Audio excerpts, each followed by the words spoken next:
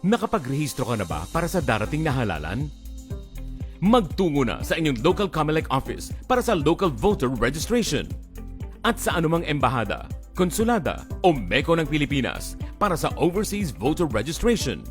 Ang local at overseas registration ay magtatagal hanggang September 30, 2024. Tatanggapin ang lahat ng klase ng aplikasyon mula bagong botante, transfer, reactivation, reinstatement, change of status, correction of entry, at overseas to local registration.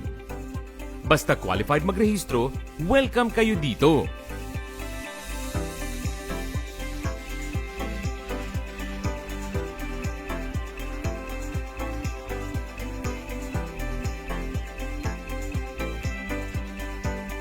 Huwag kalimutang magdala ng valid proof of identification.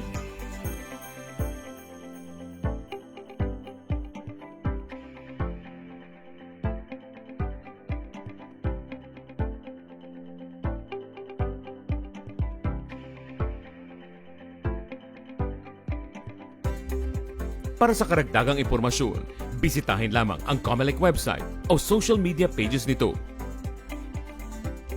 Isang mahalagang paalala mula sa inyong pambansang TV.